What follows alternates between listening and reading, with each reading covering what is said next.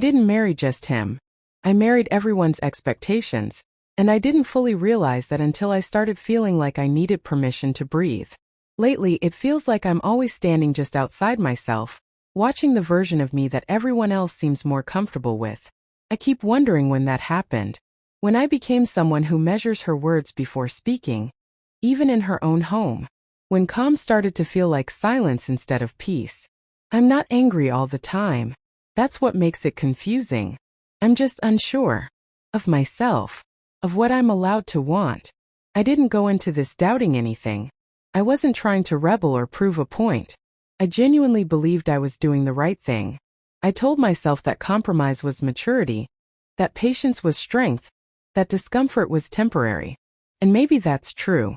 Or maybe that's just what you say when you don't trust your own instincts enough to listen to them. We met in the most ordinary way. Through people who knew people. A conversation that started politely, carefully. Messages that didn't rush anywhere. Felt safe because it was slow. There was no dramatic spark, just a steady warmth. I remember one afternoon where we talked longer than planned, nothing important, just daily things. What we ate. How work felt. The kind of small talk that quietly turns into familiarity. I remember thinking, this feels easy. That mattered to me. He felt kind, reassuring, especially when I was overwhelmed. When I doubted myself, he had a way of grounding me, of making things feel manageable. We talked about values, about family, about the future in broad, comfortable terms. We seemed aligned, or at least I thought we were. It wasn't passionate or intense, but it felt stable. And at that point in my life, stability felt like love. Early on, I trusted him because he listened.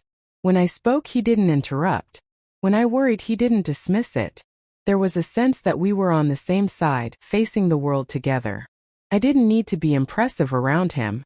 I could just be tired or uncertain and it was okay. That kind of emotional comfort builds quietly. You don't notice it forming until you're already leaning on it. The first crack didn't look like a crack. It looked like respect. His parents had opinions, but I told myself that was normal. Families care. Families get involved. When they suggested things, he didn't argue, but he didn't seem bothered either. I told myself he was being considerate. That harmony mattered to him. And honestly, it mattered to me too. So I didn't question it. I adjusted. First, it was small decisions. What we should do. How we should do it. Things that seemed too minor to push back on. I remember thinking, this isn't worth tension. I can be flexible. Flexibility felt like love back then. Traditions were explained to me like facts, not choices. This is how it's done. This is what's expected. And every time I hesitated, I was reminded that feelings pass but family lasts. Disagreements slowly stopped being between us. They became family matters. Conversations shifted rooms. What we discussed privately never made it into public spaces. I noticed that my concerns were valid when we were alone, but inconvenient when others were present. So I learned to soften them, to postpone conversations, to tell myself later. After things settle, after this phase passes, there were moments that should have brought us closer. Shared meals, gatherings, celebrations, times when couples usually lean into each other. Instead, I felt myself shrinking, smiling at the right moments, staying quiet when something felt off. I told myself patience was temporary. I told myself this was the cost of being understanding. Whenever I tried to speak up, I was told to be patient.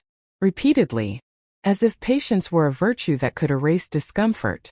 As if waiting longer would somehow change what wasn't being acknowledged. Over time, my needs stopped sounding like needs. They were reframed as attitudes, as disrespect. That word stayed with me. It made me question my intentions. Am I asking too much? Am I being unfair? The turning point wasn't loud. There was no explosion. Just a quiet realization that settled in my chest and refused to leave. I noticed that my voice only mattered in private, never publicly. That support existed behind closed doors, but disappeared the moment others were involved. It wasn't that I wasn't heard. It was that I wasn't defended. I stayed longer than I probably should have. Not because I didn't feel the weight, but because I was afraid of what leaving would say about me. Afraid of shame. Afraid of being labeled difficult. I wanted to be the understanding spouse. the one who kept things together.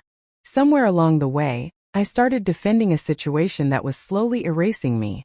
There was a moment I still think about. Conflict that wasn't even mine. Tension that had nothing to do with my actions. And yet I apologized. Not because I believed I was wrong, but because I wanted it to end. Because I wanted peace more than truth in that moment. Sorry became my default. And when I said it, everything went quiet. That's when it scared me. I tell myself I wasn't weak. I was tired. I was trying to survive without disrupting everything around me. I tell myself that love sometimes asks for sacrifice. But then I wonder why the sacrificing always seemed to come from one direction. I wonder if I noticed too late. Or if I named the problem only after it had already shaped me. Now I'm sitting with questions that don't have easy answers. Staying feels like disappearing slowly. Leaving feels like destroying something that everyone else seems invested in. I don't know where self-respect ends and selfishness begins. I don't know how much family should influence a marriage, or when influence becomes control. I'm still deciding who I'm allowed to be. Not just as a wife, but as a person. Understanding didn't arrive all at once. Came in pieces. In quiet moments. In the way my body tenses before speaking. In how relief feels unfamiliar now. If you've lived through something like this, you might see it differently. Some people believe family unity matters more than individual boundaries. Others believe love should protect, not silence. I don't know where I land yet. What would you do if this were you?